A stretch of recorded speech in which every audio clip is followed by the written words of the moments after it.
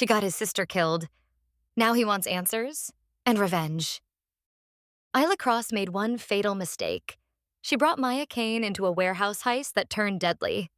When Maya died in the crossfire, Isla disappeared, changed her name, and tried to forget. But Adrian Kane doesn't forget. The ruthless strategist tracks Isla down and demands answers. When she lies to protect herself, Adrian's patience shatters. Kidnapped and held captive, Isla faces brutal interrogation and discovers that her brother, Vincent Cross, leader of the Shadows, is Adrian's greatest enemy, and that she's his weapon against Vincent, his captive. And dangerously, something more. Isla must fight for survival in ways she never imagined. The only question is whether she'll survive long enough. If you enjoy emotionally rich stories like this, make sure to subscribe and leave a like. Now, back to where we left off. 3 months ago. The warehouse district at midnight was a graveyard of rusted metal and broken dreams. Isla Cross pressed herself against the corrugated steel wall, her breath coming in short, silent gasps. 20 feet away, Maya Kane lay motionless on the concrete floor, dark blood pooling beneath her blonde hair. The gunshot still echoed in Isla's ears, a sound that would haunt her for the rest of her life. She had not pulled the trigger. But Maya was dead because of her. The voices of her brother's men drifted through the darkness, methodical and cold as they searched the warehouse. Vincent Cross ran the Shadows like a military operation, and his enforcers were efficient killers. They had not expected 2 women to infiltrate their weapons cache. They certainly had not expected one of them to be Vincent's own sister. Isla had needed the money desperately. $50,000 for information about the Shadows' next shipment, enough to finally disappear, to buy the forged documents that would let her become someone else. Someone who was not Vincent Cross's baby sister, the family embarrassment, the stain on his criminal empire. Maya had not needed the money. Maya Kane, brilliant and reckless, had come along for the thrill. An adventure, She had called it, her eyes sparkling with excitement. 23 years old and fearless, she had laughed at Isla's warnings about danger. Now she was dead. Footsteps approached Isla's hiding spot. She held her breath, pressed deeper into the shadows between 2 shipping containers. Her hand clutched the USB drive containing the Shadows' encrypted files, the information that had cost Maya her life. Check the perimeter again. One of the men ordered. Vincent wants whoever did this found and brought to him alive. Vincent. Her brother would kill her slowly if he knew. Family meant nothing to him except control and image. A sister who stole from him, who caused this mess, who got an innocent girl killed. That would be unforgivable. The footsteps moved away. Isla waited 5 agonizing minutes before she dared to move. She could not risk looking back at Maya's body. Could not let herself think about the vibrant young woman who had trusted her, who had followed her into death. She ran, through the warehouse district, through the industrial wasteland, through the night that seemed to close around her like a fist. She ran until her lungs burned and her legs gave out, until she collapsed in an alley 3 miles away. Maya was dead. The Shadows were hunting her. And Isla had blood on her hands that would never wash clean. What she did not know, what she could not have known, was that Maya Kane had a brother too. And Adrian Kane was very good at finding the people who took his family from him. Present day. The coffee shop on Bleecker Street was Isla Reeves' sanctuary. She had discovered it 2 months ago, after she had erased Isla Cross from existence and rebuilt herself as someone unremarkable. The barista knew her order: black coffee, no sugar, but not her real name. The other regulars smiled at her but did not ask questions. It was perfect. Until the man walked in. Isla noticed him immediately. You learn to notice threats when you spent your life looking over your shoulder. Tall, dark-haired, expensive suit that screamed money and power. Gray eyes that swept the coffee shop with the precision of someone trained to assess tactical situations. Those eyes found her and stopped. Isla's hand tightened on her coffee cup. He knew. Somehow he knew who she was. Vincent had found her. But the man did not move like Vincent's people. He ordered coffee with casual ease, paid, and sat down 3 tables away from her. Close enough to watch, far enough to maintain deniability. Isla forced herself to stay calm, to finish her coffee at a normal pace, to stand and gather her camera bag without rushing. She had practiced this moment in her head 1,000 times. What to do if she was found? She made it to the door before he spoke. Isla Cross. Not a question, a statement. She froze with her hand on the door handle. I think you have me confused with someone else, She said without turning around. No confusion. I know exactly who you are. His voice was cultured, controlled, dangerous. We need to talk about Maya Kane. The name hit Isla like a physical blow. She turned slowly, her mind racing through possibilities. Maya's family? Police? Someone else who had connected her to that night? The man stood and Isla saw the threat in every line of his body. This was someone who knew how to hurt people, who had done it before. I don't know anyone named Maya Kane. Isla said carefully. Yes, you do. You were with her the night she died. He moved closer, and Isla's instincts screamed at her to run. My name is Adrian Kane. Maya was my sister, and you are going to tell me who killed her. Isla's blood turned to ice. Maya's brother, the brother Maya had talked about with such affection. The architect, the planner, the man who built strategies for a living. The man who would never stop hunting her if he knew the truth. I'm sorry about your sister. Isla said, keeping her voice steady through sheer force of will. But I really don't know what you're talking about. My name is Isla Reeves. I'm a photographer. Your name was Isla Cross until 3 months ago, when you paid $15,000 for forged documents. Adrian pulled out his phone and showed her a photograph. Isla recognized it immediately. Herself and Maya, taken by a security camera outside the warehouse. This was taken 2 hours before Maya was murdered. That is you. That is her. Stop lying. Isla's mind raced. He had evidence. He had tracked her down despite all her precautions, and he was Maya's brother, the sister she had gotten killed. Guilt and fear warred in her chest. Not here. She heard herself say. Too many people. If you want to talk, we do it somewhere private. Adrian studied her for a long moment. Then he nodded. My car is outside. It was possibly the stupidest decision Isla had ever made. But Adrian Kane knew who she was, knew about Maya. If she ran now, he would only hunt harder. And something about the controlled grief in his eyes told her he was not working for Vincent. At least not yet. Adrian's car was a black Mercedes with tinted windows and enough luxury to bankrupt most people. Isla sat in the passenger seat, hyper-aware of every detail. The locked doors, the soundproofing, the way Adrian drove with one hand, keeping the other free. He was prepared for her to try something stupid. Smart man. Where are we going? Isla asked, but Somewhere we can talk without interruption. Adrian navigated through Manhattan traffic with practiced ease. You were with my sister the night she died. The security footage shows you entering that warehouse together at 11:47 p.m. At 12:15, Maya was shot. You disappeared. Isla said nothing. Every word was a potential trap. The police called it a mugging gone wrong.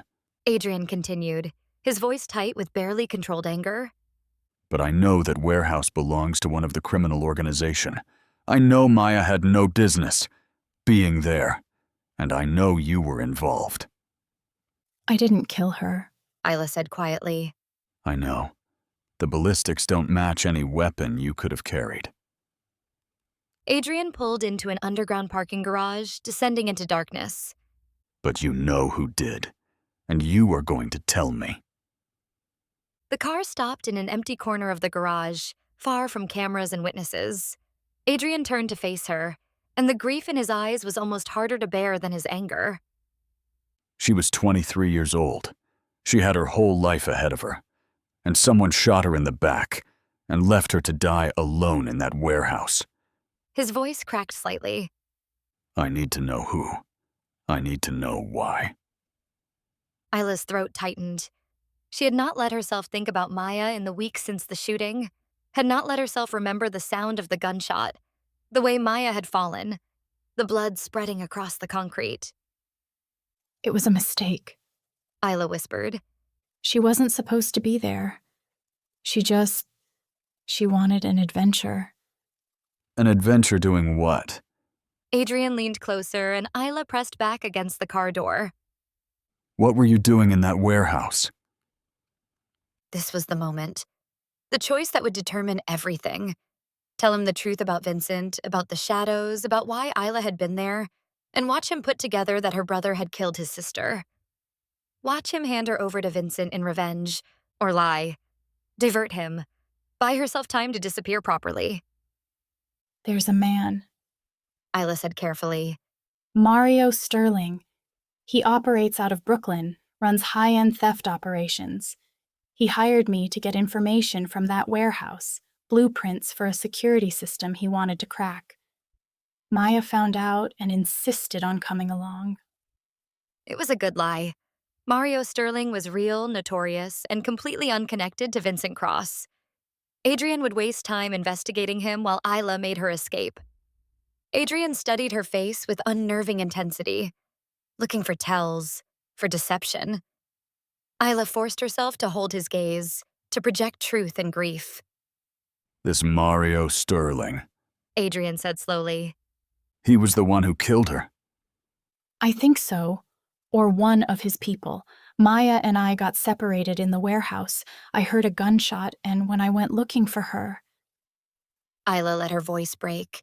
It was not hard. The memory was real, even if the culprit was not. She was already dead. I ran before they could find me, too. Adrian was silent for a long moment. Then he reached out and gripped Isla's chin, forcing her to maintain eye contact. If you are lying to me, I will find out. And when I do, you will wish I had killed you quickly. The threat was delivered with such cold certainty that Isla believed him. I'm telling you the truth, she said, which was technically accurate. Parts of it were true. Maya died because of me.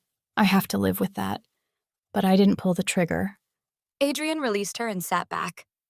I am going to investigate this Mario Sterling. If your story checks out, you walk away. If it doesn't... He left the threat hanging. What happens now? Isla asked. Now, you give me your phone number, your address, every way to contact you, and you don't leave the city. Adrian's smile was cold and sharp. Because if you run Isla Cross, I will hunt you to the ends of the earth, and I will make you tell me the truth in ways you don't want to understand. Isla's blood ran cold, but she had no choice. She gave him the information for Isla Reeves, the fake identity that would need to be burned as soon as she got away from him. Adrian let her go with a warning. I will be watching you. Don't make me come find you again. Isla made it 2 blocks before her legs gave out and she collapsed against a building, shaking. She had bought herself time, but not much. Adrian Kane was hunting the wrong man, and when he figured that out, Isla would pay the price. Adrian Kane did not trust easily. 32 years in a world of lies and manipulation had taught him that everyone had an agenda. Everyone concealed something. But when he looked into Isla Cross's dark eyes and saw genuine grief there, grief that matched his own, something in him wanted to believe her. She was not what he had expected. He had spent weeks tracking her down, following the trail of a woman who had vanished thoroughly enough to impress even him. Isla Cross had become Isla Reeves with a professionalism that suggested either deep pockets or deep fear. Everything about her new identity was perfect.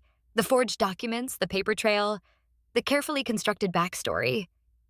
Yet when he confronted her, she had not run, had not screamed for help or tried to fight her way out. Instead, she had assessed the situation and made the tactical decision to cooperate. Smart, brave. Exactly the kind of person Maya would have befriended. Adrian sat in his office overlooking Lower Manhattan, reviewing everything he knew about Mario Sterling. The man was indeed a high-end thief with connections to several criminal organizations. He operated out of Brooklyn.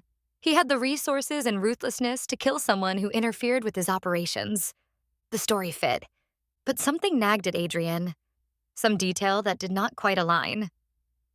You're brooding. Marcus Webb, Adrian's second-in-command entered without knocking. That's never a good sign. I found the woman who was with Maya that night. Marcus's ice-blue eyes sharpened with interest. And? She says a thief named Mario Sterling was behind the hit. Maya got caught in the crossfire of a job gone wrong. Do you believe her? Adrian considered the question. I want to. She seemed genuine, grieved, scared. Scared of Sterling? Or scared of you? Both, probably. Adrian pulled up surveillance footage on his laptop. Images of Isla Reeves walking through the city, always alert, always watching over her shoulder. She's hiding from someone. Changed her entire identity 3 months ago. People who run that hard are usually running from something worse than a dead friend. Marcus studied the images. What are you not telling me? Adrian was quiet for a moment. Her real name is Isla Cross. The temperature in the room dropped 10 degrees. Cross. Marcus repeated slowly. As in Vincent Cross? His younger sister. Estranged, apparently. Marcus let out a low whistle. You found Vincent Cross's sister, and you let her walk away. She has nothing to do with Vincent's operations. She's a photographer, for God's sake. She ran away from that world. Or she's lying. Marcus leaned against the desk. Vincent Cross is our biggest rival, Adrian. And you just happened to find his sister at the scene of your sister's murder? That's not coincidence. Adrian's jaw tightened. He had considered that, had looked for connections between Vincent and Maya's death. But the evidence pointed to Mario Sterling, not Vincent Cross, unless Isla was playing him. I'm having her watched. Adrian said. If she runs or makes contact with her brother, we'll know. And if she's telling the truth? Then we find Mario Sterling and make him pay for Maya's death. What Adrian did not say, what he barely admitted to himself, was that he found Isla Cross fascinating. The way she had handled their confrontation with such composure. The intelligence in her eyes. The careful way she had given him just enough truth to be believable while clearly hiding something bigger. She was a survivor, like him. And if she was playing him, she was doing it brilliantly. Isla had 72 hours to disappear. That was her estimate based on how long it would take Adrian Kane to investigate Mario Sterling and realize she had lied. 72 hours to liquidate what little money she had, secure new documents, and vanish so completely that even Adrian's resources could not find her. The problem was, she was being watched. Isla spotted the first tail on day 2. A man in a gray suit, too well dressed for her neighborhood, reading a newspaper at the same coffee shop where she had her morning routine. She tested him by taking an unusual route home, and he followed at a careful distance. Professional, which meant Adrian Kane had resources. She spotted the second tail that evening. A woman this time, pretending to browse in the gallery where Isla was preparing for her next showing. Different person, same purpose. Keep Isla Cross from running. Panic clawed at her throat, but Isla forced it down. Panic was useless. Panic got you killed. She needed a plan. On day 3, opportunity arrived in the form of a phone call. Miss Reeves, this is Adrian Kane. Isla's hand tightened on her phone. Mr. Kane? I need you to meet me. There are some details about Mario Sterling I want to discuss. This was it. He had found something. Either proof of her lie, or proof that led back to the shadows. Where? Isla asked, surprised her voice remained steady. My office. Tonight at 8. A private meeting in his territory. Every instinct screamed trap. I'll be there. Isla said anyway. Because refusing would confirm his suspicions, and she needed to know what he had discovered. She spent the afternoon preparing. A knife tucked into her boot, small enough to conceal, sharp enough to be useful. A second phone with emergency contacts hidden in her camera bag. Cash in 3 different pockets. The USB drive containing the Shadows encrypted files sewn into the lining of her jacket. If this went wrong, if Adrian Kane had figured out the truth, Isla would need every advantage she could get. Isla walked out of her apartment, Her bag clutched to her chest, the man in the gray suit trailing 5 steps behind her. Her mind raced. She was trapped with his people watching every step. But she had to try. She made her decision in a split second. She spun around and drove her knee upward, aiming for the gray suit man's groin. He twisted at the last moment, taking the blow on his thigh, but it was enough to make him stumble. Isla didn't wait. She ran. She heard him curse behind her, heard his footsteps pursuing as he radioed for backup. But she was already rounding the corner, sprinting toward the busy street ahead. A taxi idled at the curb. Isla wrenched open the door and threw herself inside. Train station, please, hurry. The driver pulled into traffic. Isla's lungs burned, her heart hammering against her ribs. She had done it. She had actually... The taxi made an unexpected turn down a side street. Wrong way. Isla said. The station is... The driver's eyes met hers in the rearview mirror. Cold. Professional. One of Adrian's men. The taxi pulled to a stop. The door beside Isla opened and hands grabbed her arms before she could react. She fought, kicked, bit, screamed, but these were trained operatives. Within seconds, her hands were zip-tied behind her back. One of them pulled a black hood over her head and the world went dark. She felt herself being lifted, carried, then placed in what felt like a different vehicle. The engine started. They were moving. Isla had almost escaped. For a few glorious minutes, she had thought she would make it. But almost was not enough. The safe house was not safe at all. Isla regained consciousness slowly, her head pounding from whatever they had drugged her with. She was in a chair, wrists bound to the armrests with leather restraints. The room around her was sparse. Concrete walls, a single-barred window, a metal table. An interrogation room. The door opened and Adrian Kane walked in. He had shed his expensive suit for dark tactical pants and a black shirt. He looked every inch the dangerous man Isla had feared he was. Welcome back. He said, pulling up a chair to sit across from her. That was quite a chase you gave us. I'm almost impressed. You can't just kidnap people? I can do anything I want. Adrian leaned back, utterly relaxed. You sent me chasing a dead end while you planned your escape. I want to know why. Isla said nothing. I need you to understand something, Isla. Adrian stood and began pacing. Whatever you're afraid of out there, it's nothing compared to what I can do to you in here. The threat hung in the air like a noose. Now tell me the truth. Who killed my sister? Adrian asked finally. The choice stared Isla in the face. Tell him about Vincent, about the shadows, and watch Adrian put together that her own brother had ordered Maya's death. Vincent would kill her the moment he found out she was involved. Or stay silent and endure whatever Adrian had planned. The memory of Vincent's cold eyes flashed through her mind. Her brother had beaten her unconscious when she was 16 for embarrassing him at a business dinner. What would he do if he discovered she had stolen from him? That she had led an outsider, Adrian Kane's sister, into his operation? He would not just kill her. He would make her suffer first.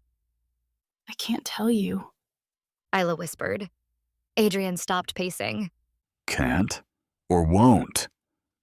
If I tell you the truth, I'm dead. You don't understand. Then make me understand. Adrian crouched in front of her chair, forcing eye contact. I have been patient, Isla. I have been reasonable. But my patience is gone. You are going to tell me who killed Maya, or I am going to make you. You don't understand what you're asking. Adrian stood abruptly and left the room. For 2 hours, Isla sat alone in the interrogation room. No food, no water. The silence was oppressive, broken only by the sound of her own breathing. She tested the restraints until her wrists were raw, but they held firm. When the door opened again, Adrian was not alone. Marcus Webb entered first, carrying a large black case. Behind him, another man wheeled in a metal cart. Isla's stomach dropped when she saw what was on it. Tools, pliers, knives of varying sizes, a car battery with jumper cables, syringes, a blowtorch. Each implement was clean, organized, professional. The tools of someone who knew exactly how to hurt people. Marcus set the black case on the metal table and opened it. More instruments inside, gleaming under the harsh light. No, Isla whispered, her voice barely audible. please no. Adrian positioned the cart beside her chair, close enough that she could see every detail of the instruments, close enough to understand exactly what they were for. I told you I would make you tell me the truth. Adrian said quietly. I meant it. Marcus picked up a pair of pliers, examining them with clinical interest.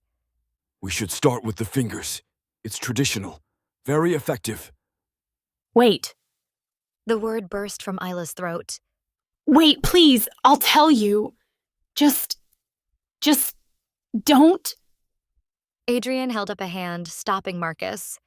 He pulled his chair closer to Isla, close enough that she could see the cold determination in his gray eyes. No more lies. Adrian said. If I think you're lying, even once, Marcus will start his work. Do you understand? Isla nodded frantically, tears streaming down her face. She had to give them something, a half-truth, enough to satisfy them without revealing everything. The warehouse. Isla began, her voice shaking. It wasn't Mario Sterling's. It belonged to the Shadows. They deal in weapons, blackmail, psychological warfare. They're ruthless. Isla added. Marcus and Adrian exchanged a look. Something passed between them. Recognition. The Shadows. Adrian repeated slowly. You were stealing from the Shadows. Adrian stared at her for a long moment. Then he turned to Marcus. Contact our intelligence network. I want everything we have on the Shadows. Everything. Already done. Marcus said. I pulled the files the moment we identified the connection. Adrian, you need to see this. Marcus handed Adrian a tablet. Isla watched Adrian's expression change as he read, fury transforming into something darker. Realization. Vincent Cross and the Shadows. Marcus said slowly. They're the ones who've been targeting the architects. The safe house bombing last year, the attempted assassination of our council members, the stolen intelligence. Isla closed her eyes. The pieces were falling into place, and there was nothing she could do to stop it. Vincent Cross runs the Shadows. Adrian said thoughtfully. The room fell silent. Adrian's voice, when he spoke, was deadly quiet. Vincent Cross killed Maya? Isla opened her eyes to find Adrian staring at her with an expression of pure fury. Your brother, Adrian said slowly. is the one who murdered my sister. And you knew, and you lied to protect him. Adrian looked at Isla with new understanding. Your brother is my greatest enemy, and you walked right into my hands. The air left Isla's lungs. He doesn't care about me. Isla said desperately. We haven't spoken in years. He won't trade anything for me. I don't want to trade you. Adrian crouched in front of her again. I want to punish you. For lying. For getting Maya killed. For being Vincent Cross's sister. I told you the truth. After lying for days. After sending me on a wild chase. After making me waste time while you planned your escape. Adrian gripped her chin, forcing her to meet his eyes. You had chances to tell me the truth. You chose lies instead. Now you get to live with the consequences.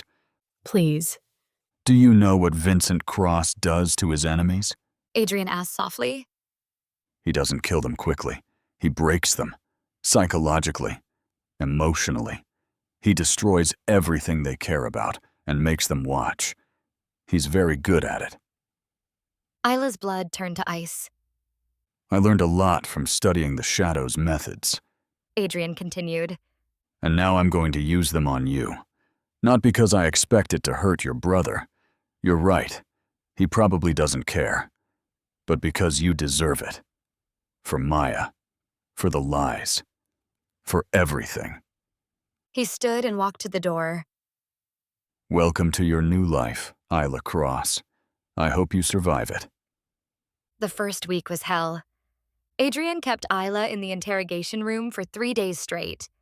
No bed, no comfort, just the chair and the restraints and the endless questions. He would appear at random hours, sometimes in the middle of the night, sometimes at dawn, and demand details about the shadows, about Vincent's operations, about the files on the USB drive she had stolen. Isla told him everything she knew, which was not much. She had stayed away from Vincent's business deliberately, but Adrian did not believe her. You're his sister. You grew up in that house. You expect me to believe you know nothing? I stayed away because knowing things got people killed.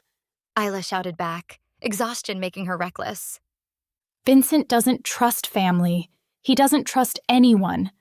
I survived by being useless to him. Adrian had stared at her for a long moment, then left without another word. On day 4, they moved her to a bedroom. Not a kindness, just a different form of torture. The room was comfortable enough, with a bed and a bathroom, but the door was locked from the outside and the window was barred. A gilded cage. Isla paced the room like a trapped animal, her mind racing through possibilities. Adrian had not killed her yet, which meant he had plans for her. The question was, what? Would he use her as bait to draw Vincent out? That would fail. Vincent would never risk himself for her. Would he torture information from her? She had already told him everything she knew. Or would he simply keep her here? Punishment for the crime of being born across, until he decided she had suffered enough. The uncertainty was its own torture. On day 7, Adrian appeared in her doorway holding a knife. Isla scrambled backward on the bed, her heart hammering. This was it. He had decided to kill her. But Adrian did not approach. Instead, he tossed the knife onto the bed beside her. Pick it up, He ordered. Isla stared at the weapon, then at Adrian. What? Pick up the knife, Isla. Defend yourself. It was a trap. It had to be a trap. If she picked up that knife, Adrian would claim she attacked him, and he would have justification for whatever he did next. But if she did not pick it up, she was defenseless. Isla's hand closed around the knife handle. Adrian smiled, cold and sharp. Then he pulled his own knife from a sheath at his back. You led my sister into danger. You got her killed. If you want to survive what comes next, you need to be able to defend yourself. So defend yourself. He lunged. Isla barely got her knife up in time to block his strike. The impact jarred her arm, sent vibrations through her bones. Adrian did not give her time to recover. He came at her again, fast and controlled, testing her defenses. Isla had learned knife fighting from Vincent's guards, back when she was young and stupid enough to think she could impress her brother. The training kicked in now, muscle memory guiding her movements. She blocked, parried, tried to create distance. Adrian was better, faster, stronger. He disarmed her within 30 seconds, sending her knife skittering across the floor. Then he had her pinned against the wall, his knife at her throat. Pathetic. He said. Maya trusted you to protect her, and this is all you can do? Tears of frustration and fear burned Isla's eyes. I'm not a fighter. I'm a photographer. You're a Cross. Fighting is in your blood. Adrian pressed the knife a fraction closer, and Isla felt the cold steel against her skin. If you can't defend yourself, you don't deserve to survive what's coming. He released her abruptly and left, locking the door behind him. Isla slid down the wall, shaking. The message was clear. Adrian was going to put her through hell, and she better learn to survive it. The training sessions became routine. Every day, Adrian would appear with weapons, knives, batons, sometimes just fists, and force Isla to fight. He was always faster, always stronger, always won. But Isla was learning to read his movements, learning to anticipate, learning to survive longer each time. And despite everything, despite the fear and the exhaustion and the constant awareness that he could kill her whenever he wanted, Isla found herself respecting Adrian's skill, his control, the way he pushed her to her limits without actually breaking her. It was sick. It was twisted. But it was keeping her alive. Week 3 brought a new horror. Adrian walked into Isla's room carrying a laptop. We're going to have a conversation with your brother, He announced. Isla's blood turned to ice. No, please don't. I want to see his face when he realizes I have you. I want to see if you were telling the truth about him not caring. Adrian set up the laptop on the small desk. And I want him to know that I know what he did. He'll kill me. Isla whispered. The moment he knows I was in that warehouse, that I was involved in Maya's death. Then you better hope I'm more merciful than he is. Adrian opened a video call program. Because if he does not care about you, you are worthless as leverage, and I have no reason to keep you alive. The implications hung in the air like a death sentence. The video call connected. Vincent Cross's face appeared on the screen, and Isla's heart stopped. Her brother looked exactly as she remembered. Silver-haired, cold-eyed, with a face that could have been handsome if not for the cruelty etched into every line. He was in his office, surrounded by dark wood and expensive art, the trappings of power. Vincent's eyes widened fractionally when he saw Adrian. Kane, this is unexpected. I have something that belongs to you. Adrian said, angling the camera so Vincent could see Isla. Vincent's expression did not change. Not a flicker of surprise or concern, just cold assessment.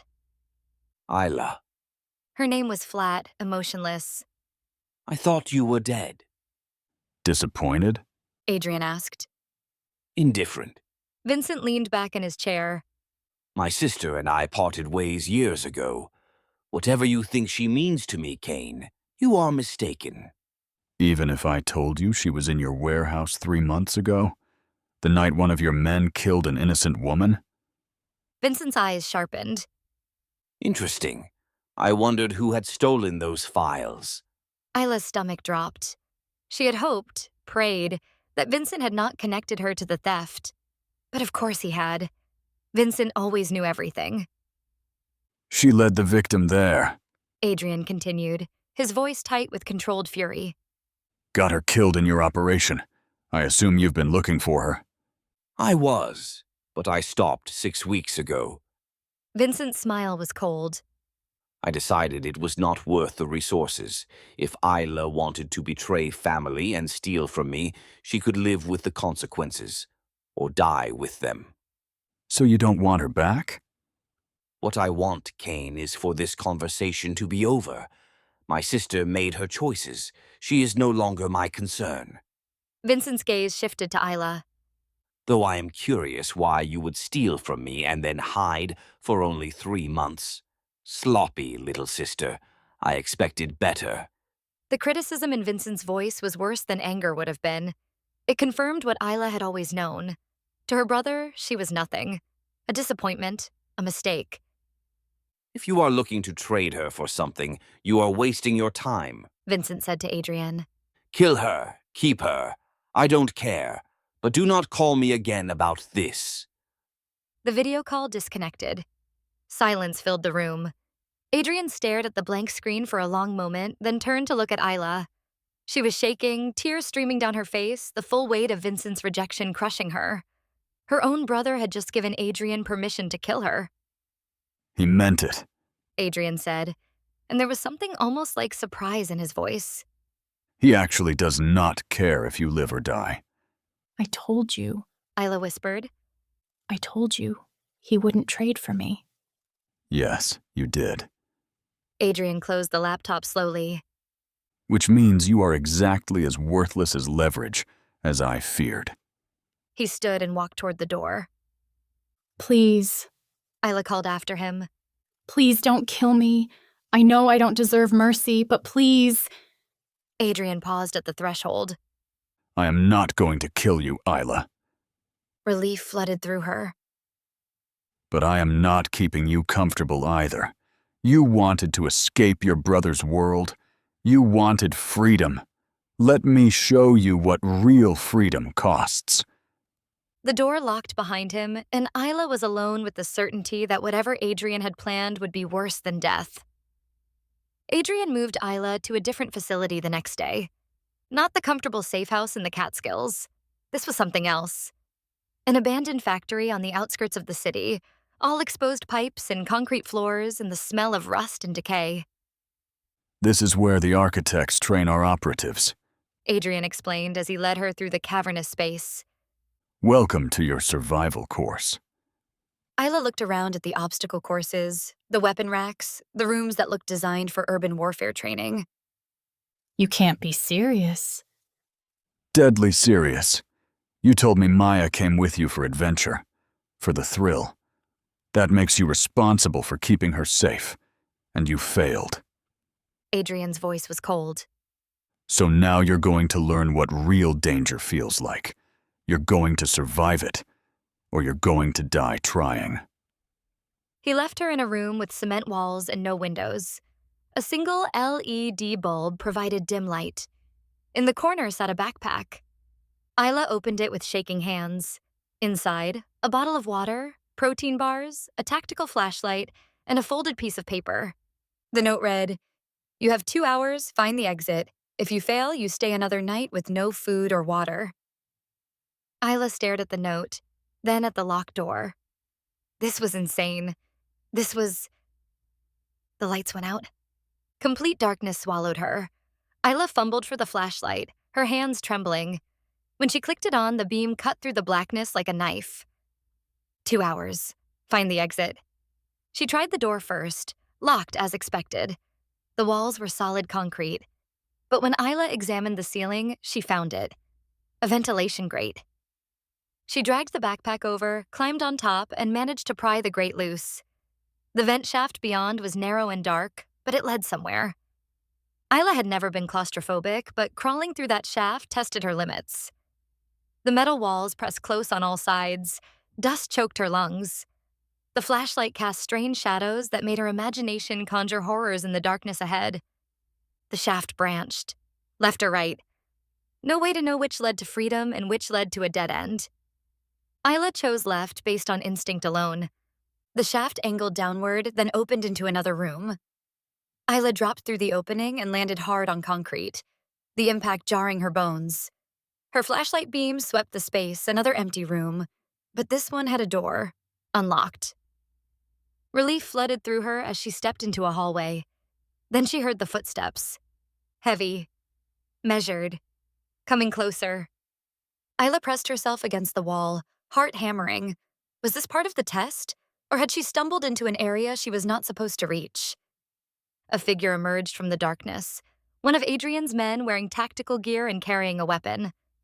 Not a gun. Something else. A paintball gun? The man saw her and raised the weapon. Isla ran. She heard the thwip of the paintball gun, felt something strike her shoulder. It hurt worse than she expected, leaving a burning sting. Another shot hit her back as she rounded a corner. This was the test. She had to escape while being hunted. Isla found a stairwell and took the stairs 2 at a time, her lungs burning. Up or down? She chose up, hoping it would lead to ground level. The stairwell opened onto a floor filled with obstacles. Overturned furniture, hanging chains, areas that required climbing or crawling. And more hunters. Isla counted at least 3 figures moving through the shadows. She shut off her flashlight and moved by feel and instinct, staying low, staying quiet. Every sound was amplified in the darkness. Her breathing, her footsteps, the rustle of her clothes. A beam of light swept past her hiding spot. Isla held her breath. The hunter moved on. Isla continued through the obstacle course, her muscles screaming, her body covered in painful welts from the paintball hits she could not avoid. She lost track of time, lost track of direction. Just kept moving forward, driven by pure survival instinct. Then she saw it, a red exit sign glowing in the darkness. Isla sprinted for it, no longer caring about stealth. A final paintball struck her leg, nearly sending her sprawling, but she reached the door and burst through it into daylight. Isla collapsed on the grass outside the factory, gasping for air, covered in paint and sweat and bruises. She had made it. She had survived. Adrian appeared above her, backlit by the sun. 1 hour and 43 minutes. He said. Not bad for someone who claims to be just a photographer. Isla could not speak, could only lie there and shake. Same time tomorrow. Adrian added. The course will be harder. That night, locked in her room, Isla examined her injuries. Bruises covered her arms and legs. Her muscles ached. Her hands were scraped raw from climbing through the vent. But she was alive. And some small, defiant part of her felt almost proud of that. The survival courses continued for 3 weeks. Each one was different, each one designed to test a different skill. Navigation through pitch darkness, endurance under physical stress, problem-solving under pressure, survival against multiple opponents. Isla failed more than she succeeded, but she learned. Learned to read the layout of a room in seconds, learned to move silently, learned to think tactically instead of emotionally, and learned that Adrian was watching her every move. She saw him sometimes in the observation rooms, studying her performance on monitors, never offering advice or encouragement, just watching with those cold gray eyes, assessing whether she deserved to keep breathing. On day 27, Adrian changed the rules. He appeared in her room at dawn and tossed a go bag at her feet. Pack. We're leaving in 10 minutes. Leaving for where? Isla asked warily. Field test. You've been playing in a controlled environment. Time to see if you can survive the real thing. They drove for 2 hours in silence, heading north into mountains Isla did not recognize. Adrian parked the car in a clearing surrounded by dense forest. Your objective is simple. He said, pulling out a map. Get to this location. He pointed to a mark 15 miles away. You have 24 hours. There are supplies hidden at these 3 points. He indicated spots on the map. If you make it, you get a reward. If you don't, He shrugged. What's the reward? Isla asked. you'll see. Now get out. Isla stood in the clearing as Adrian drove away, the sound of his car fading into silence. Then there was only wilderness and the weight of the challenge ahead. 15 miles through unfamiliar terrain, with limited supplies and no backup. Isla checked the go bag Adrian had given her. Compass, map, water bottle, energy bars, first aid kit, knife, everything she needed for survival, but nothing that made the journey easy. She started walking. The first few hours were manageable. The terrain was rough but navigable. Isla found the first supply cache exactly where Adrian had marked it. A waterproof container hidden under a fallen log, containing more food and water. Then the weather changed. Storm clouds rolled in fast, turning the sky dark and threatening. Within minutes, rain poured down in sheets, turning the forest floor into mud and making visibility nearly zero. Isla pushed forward, but her progress slowed to a crawl. The rain soaked through her clothes, chilling her to the bone. Her boots lost traction in the mud, sending her sliding down an embankment. She landed hard, pain shooting through her ankle. When she tried to stand, the joint gave out. Sprained, maybe broken. Isla sat in the mud and rain, assessing her situation. She was miles from civilization, injured, exposed to the elements, with hours still to go before reaching the objective. This was how people died in the wilderness. But Isla had not survived Vincent Cross's house, had not survived 3 months on the run, had not survived Adrian Kane's training courses, just to die in the rain. She fashioned a splint from branches and duct tape from the first aid kit. It was crude, but it stabilized her ankle enough to put weight on it. Then she kept walking, using a branch as a makeshift crutch. The pain was excruciating. Every step sent lightning through her leg. But Isla gritted her teeth and kept moving. The second supply cache was gone, either washed away by the storm or deliberately removed. Isla could not tell which. Her water was running low, her energy was flagging, and the sun was setting, bringing the temperature down with it. Hypothermia was a real threat now. Isla found minimal shelter under a rocky overhang and huddled there, shivering violently. She ate the last of her food and tried to stay awake. Falling asleep in these conditions could be fatal, but exhaustion won. Her eyes closed. She woke to hands shaking her roughly. Adrian. He crouched in front of her, his face hard to read in the dim light. You're alive, He said, and there was something in his voice she could not identify. Barely. Isla managed through chattering teeth. Adrian pulled a thermal blanket from his pack and wrapped it around her. You made it 11 miles in these conditions with a sprained ankle. That's impressive. Was that respect in his voice? Did I pass? Isla asked. Adrian was quiet for a moment. Yes, you passed. He carried her the rest of the way to the car. Isla was too cold and exhausted to protest. She just let herself rest against his chest and tried not to think about how strange it was to find comfort in the arms of the man who had been torturing her for a month. The medical wing of the safe house was surprisingly well equipped. Adrian set Isla's ankle himself, his hands efficient and impersonal. She watched him work, trying to reconcile the man who had subjected her to weeks of brutal training with the one now carefully wrapping her injury. You could have died out there. Adrian said without looking up. That was the point, wasn't it? The point was to see if you could survive. You did. Barely. He finished securing the bandage and sat back. Most people would have given up when they sprained their ankle. You kept going. Because I knew you would not come find me if I failed. I would have. Adrian met her eyes. Eventually. But you didn't know that. The admission hung between them, strange and weighted. Why am I really here? Isla asked quietly. Vincent doesn't care. I can't give you information I don't have. So why keep me alive? Adrian was silent for a long moment. Because you're not what I expected. What did you expect? Someone weak. Someone who would break easily.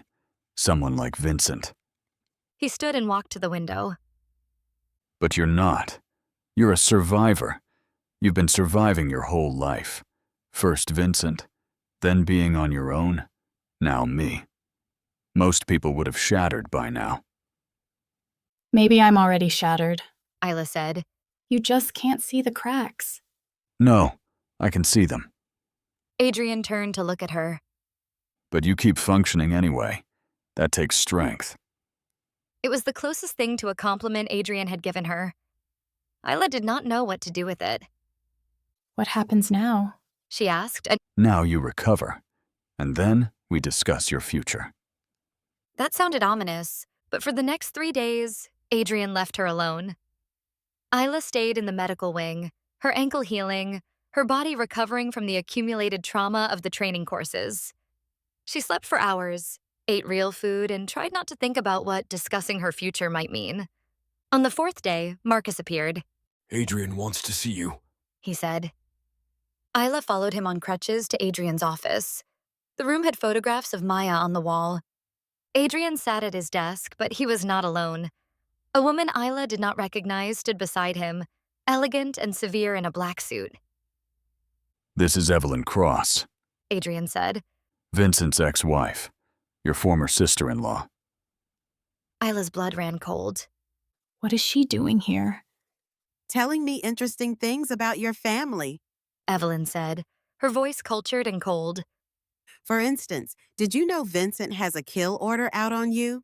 The room tilted. What? Isla managed. Issued 2 weeks ago. Apparently, Vincent decided that leaving you alive was too risky. You know too much about the Shadows operations. Evelyn pulled out her phone and showed Isla a document. See for yourself. It was real. Vincent's signature. A price on her head. Dead or alive, but preferably dead.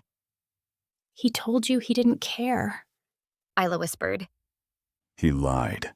Adrian said flatly. He wants you dead because you're a loose end. And if I deliver your body to him, I would actually be doing him a favor. The irony was not lost on Isla. Adrian thought keeping her alive was punishment. Vincent wanted her dead. Neither of them understood that being alive was its own form of torture. But you're not going to kill me. Isla said, more statement than question. No, because that would give Vincent what he wants. Adrian stood and crossed to where she sat.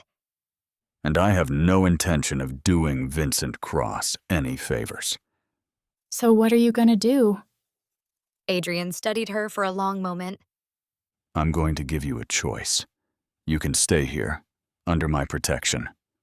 Work for the architects. Use your knowledge of the shadows to help us destroy Vincent. And if I refuse? Then I let you walk out that door, give you money, documents, a head start. You disappear, and Vincent's people hunt you down within a week. Adrian's voice was matter-of-fact. Those are your options. Safety in a cage, or freedom with a death sentence. Isla looked at Evelyn. Why are you helping him? Because Vincent Cross destroyed my life, Evelyn said coldly. and I want to see him pay for it. If that means helping Adrian, so be it. If it means using you, even better. Everyone wanted something from her. Vincent wanted her dead. Adrian wanted her knowledge. Evelyn wanted revenge. No one simply wanted her. I need time to think. Isla said. You have 24 hours. Adrian replied. Choose wisely. Isla spent the night pacing her room, weighing impossible choices. Stay with Adrian and become a weapon against her brother. Live in constant awareness that she was valuable only for what she could provide. Survive, but never truly be free. Or run. Take her chances with Vincent's kill order. Die free, if nothing else. She was still awake when the alarms started blaring. Red emergency lights flooded the safe house. Through her window, Isla saw muzzle flashes in the darkness. Gunfire. Lots of it. The shadows had found them. Adrian burst through her door, already armed and in tactical gear. Get up, now! What's happening? Vincent's people, 12-man assault team. He tossed her a Kevlar vest. Put this on.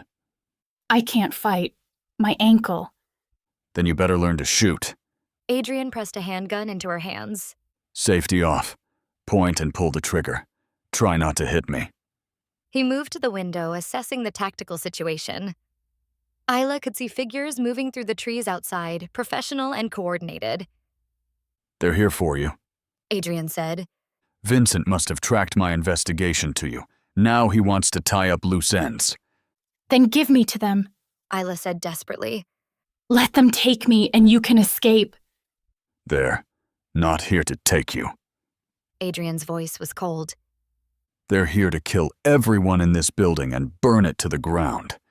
That includes you, me, and every architect in this safe house. Explosions rocked the building. The window shattered and Adrian shielded Isla with his body as glass rained down. Move! He hauled her toward the door. We need to get to the safe room. They ran through chaos. The architect's operatives were engaged in firefights throughout the building. Isla saw Marcus directing defensive positions, saw blood on the walls, heard screams. A shadow operative appeared at the end of the hallway, weapon raised. Adrian fired twice. The man went down. They made it to a reinforced door. Adrian pressed his palm to a scanner, and it slid open, revealing a small room with weapons racks and supplies. Get inside. Adrian ordered. Isla limped into the safe room. Adrian turned to leave. Wait, where are you going? To fight. Lock this door behind me. Don't open it for anyone except me or Marcus. Adrian? He looked back at her, and something passed between them. Understanding, grudging respect, maybe more. Don't die. Isla heard herself say. The corner of Adrian's mouth twitched. Stay safe. Then he was gone, and Isla was alone with the sounds of battle filtering through the reinforced walls. She could not just hide, could not sit here while people fought and died. Isla examined the weapons in the rack. Found one she could handle, a tactical shotgun, simple and brutal. She checked the ammunition, loaded it with shaking hands. Her ankle screamed as she moved to the door. She ignored it, ignored the fear, ignored every survival instinct telling her to stay hidden. She opened the door. The hallway was empty now, but smoke filled the air. Isla moved carefully, methodically, the way Adrian had taught her during the training exercises. She found the first shadow operative trying to flank Marcus's position. He did not see her coming. Isla pulled the trigger. The recoil nearly knocked her over, but the shot hit home. The man went down. Isla stared at what she had done, horror and adrenaline warring in her chest. She had just killed someone, taken a life. But there was no time to process. More attackers were coming. She kept moving, kept fighting, kept surviving. By the time the gunfire stopped, Isla had lost count of how many shots she had fired, how many times she had barely escaped death, how many lines she had crossed. She found Adrian in the main hall, blood-splattered and breathing hard.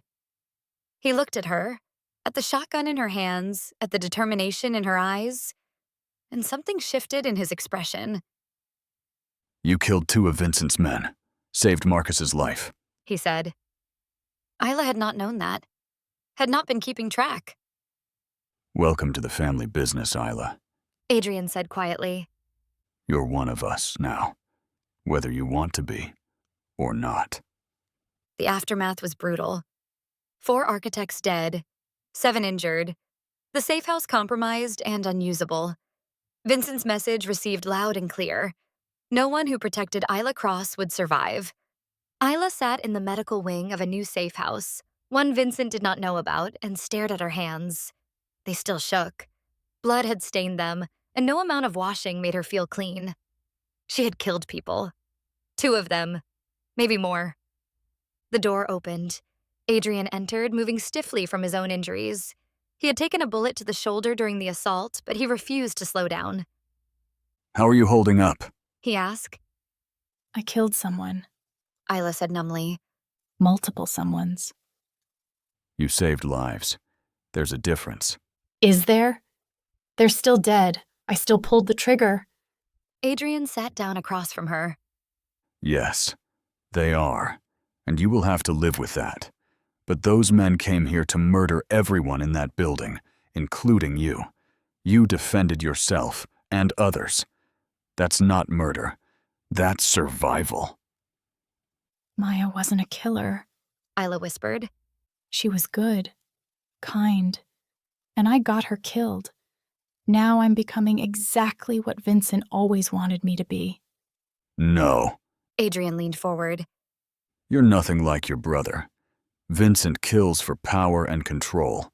You killed to protect people. Do not confuse the two. Isla wanted to believe him. Wanted to believe there was a difference between her and Vincent. But the blood on her hands suggested otherwise. I've made my decision. She said quietly. About your offer. Adrian waited. I'll stay. I'll work for the architects. I'll help you destroy Vincent. Isla met his eyes. But not because I have no choice. Because Vincent sent people to kill me. To kill all of you. And I want him to pay for that. Something like satisfaction crossed Adrian's expression. Good. Because I have a plan. And it requires someone Vincent underestimates. Me. You. His weak little sister who ran away and hid. Who he thinks is pathetic and useless. Adrian's smile was sharp. He has no idea what you're capable of now. And that's going to be his downfall. Over the next 2 weeks, Adrian trained Isla personally. Not survival exercises this time. Tactical planning. Intelligence gathering. How to think like a strategist instead of a victim. Isla absorbed it all with hungry desperation. Every skill, every lesson, every piece of knowledge that would help her survive and fight back. She also learned more about Maya. Adrian talked about his sister sometimes, late at night when exhaustion lowered his walls.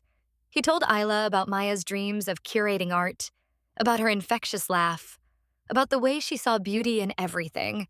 And Isla told him the truth about that night. All of it. She talked about you. Isla said. In the warehouse, before it happened.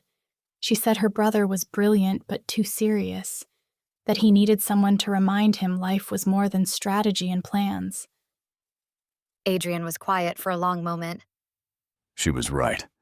I was always too focused on the architects, on building power and influence. I didn't spend enough time with her. She knew you loved her. She told me that too. Did she? Adrian's voice was rough with emotion. Yes.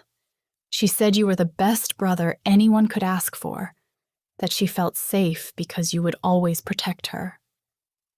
Isla's throat tightened. I'm sorry I couldn't protect her. I'm sorry I brought her there. If I could go back. We can't go back. We can only move forward Adrian looked at her. and make sure her death meant something. It was the closest thing to forgiveness Isla would ever get from him. Maybe the closest thing to forgiveness she deserved. The plan was elegant in its simplicity. Isla would approach Vincent, claim she wanted to come home to reconcile with her brother, play the broken, frightened little sister who realized she could not survive alone. Vincent would never believe she had changed, would never expect her to be working for his greatest enemy. His arrogance would be his weakness, He'll try to kill you anyway, Adrian warned. the moment he gets you somewhere private. I know. Isla checked the wire concealed in her clothing. That's why we're recording everything. His confession, his plans, everything. And if it goes wrong, Marcus asked.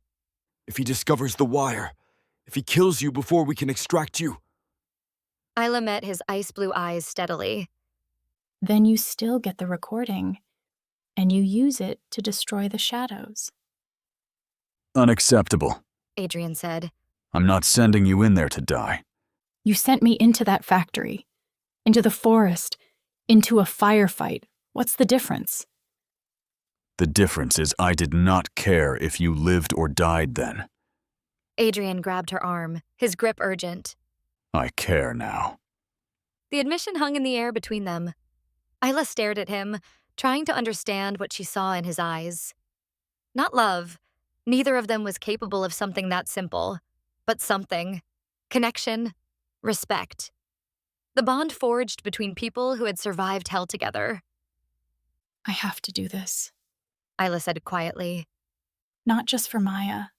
For everyone Vincent has destroyed. Including me. Adrian released her slowly. Then we do it my way. Full tactical support. The moment things go wrong, we extract you. Agreed. The meeting with Vincent was set for neutral ground, a restaurant in Midtown, public enough to discourage immediate violence. Isla walked in wearing clothes that made her look smaller, more vulnerable, playing the part. Vincent sat at a corner table as impeccably dressed and cold as ever. He showed no surprise when Isla approached. Little sister, He said. I was wondering when you would crawl back. Isla sat down, keeping her hands visible, her body language submissive. I'm sorry. For stealing from you. For everything. I wanted to apologize. Vincent studied her with those calculating eyes. And you thought an apology would make things right, after you stole classified information and got a woman killed in my warehouse. I didn't mean for anyone to die. Intentions are irrelevant. Results are all that matter. Vincent leaned back. Do you know what I do to people who steal from me, Isla? Yes. Her voice barely above a whisper. Perfect. Then you know what has to happen now. Vincent's hand moved slightly. Isla saw the two men approaching from behind, his bodyguards. I'm your sister. Isla said, letting fear creep into her voice. Not hard. The fear was real. You stopped being my sister the day you betrayed me. Vincent's expression did not change. Take her to the car. Make it look like an accident. I don't want this traced back to me. The bodyguards grabbed Isla's arms. She did not fight. Vincent, She said desperately. please. I came here to make amends. I have information about Adrian Kane, about the architects. That made Vincent pause. What information? They're planning something. An attack on your operations. I heard them talking about it. If you let me live, I can tell you everything. It was a gamble, betting on Vincent's paranoia and hatred of the architects. Vincent considered, then nodded to his men. They released her, but stayed close. Talk. Vincent ordered. Isla talked. Fed him lies mixed with enough truth to be believable. And Vincent, arrogant and certain of his superiority, believed every word. He even told her things in return. Plans for the shadows, names of his allies, details that would destroy his organization if revealed. The wire caught all of it. When Isla left the restaurant 2 hours later, she had everything the architects needed. Adrian was waiting in the car half a block away. The moment Isla climbed in, he pulled her into his arms. You're alive. He said against her hair. I'm alive. Isla pulled back enough to see his face. And we have him. Everything he said, everything he admitted. It's all on tape. Adrian's smile was dangerous and satisfied. Then Vincent Cross is finished. 6 months later, the shadows fell with surprising speed once the evidence went public. Vincent Cross was arrested on multiple charges. His organization collapsed as members turned on each other, desperate to save themselves. The empire he had built crumbled to dust. Isla watched it all from Adrian's office in Manhattan, surrounded by the photographs of Maya that would never come down. He's finished. Adrian said, joining her at the window. The trial starts next month. He'll die in prison. Good. Isla felt no satisfaction, no relief, just the hollow knowledge that justice for Maya would never bring her back. What will you do now? Adrian asked. It was a good question. Isla had spent 6 months working for the architects. 6 months learning their methods, using her skills, becoming something she never imagined. She was good at it, terrifyingly good. Maya would have been horrified. Isla looked at the man who had kidnapped her, tortured her, trained her, and ultimately saved her. The lines between victim and survivor, between captor and ally, had blurred beyond recognition. She did not love him. Love was too simple for what they had. But she understood him, respected him, maybe needed him in ways she was not ready to examine. I'm staying. She said. With the architects. With you. Adrian pulled her close, and Isla let herself lean into his strength. They were both broken people, forged in fire and blood and loss. Maybe that was enough. Maybe it had to be.